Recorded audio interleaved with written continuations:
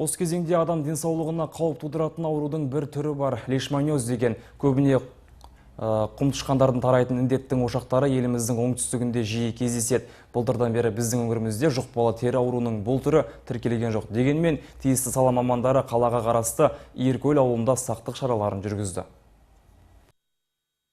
Бұл инфекцияның көзі тышқандар, ал оны таратушылар маса мен шыбын-шіркейлер. Ауру жәндікті шаққан маса, шіркей, үндеместер қоздырғышты адамға жұқтырады. Әйтеуір ауру адамнан адамға жұқпайды. Дей тұрғанмен, қазір не көп, қалада шыбын-шіркей, маса көп. Сондықтан аса қауіпті инфекциялар зертханасының зоопаразитологиялық тобы эпид маусым кезінде далалық жердегі құм тышқандардың індеріне арнайы қадалар қойып, сақтық шараларын жүргізуде.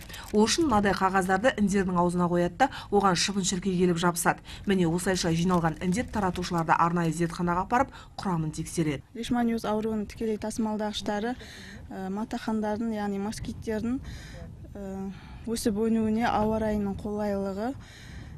Сонымен қатар көршілес жатқан оңтүстік Қазақстан облысында өткен жылы тері лишманиоз ауруының көптеп тіркелуі бізде де алаңдатарлық жағдай туғызуда.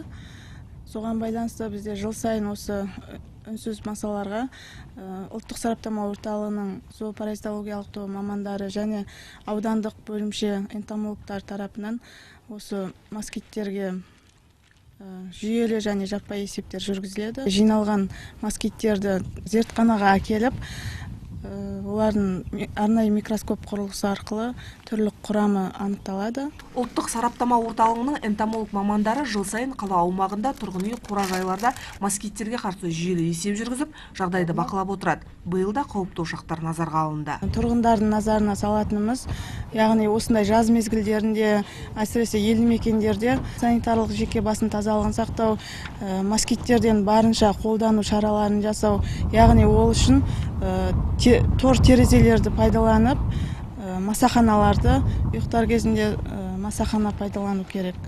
Яғни москиттен қорғану үшін.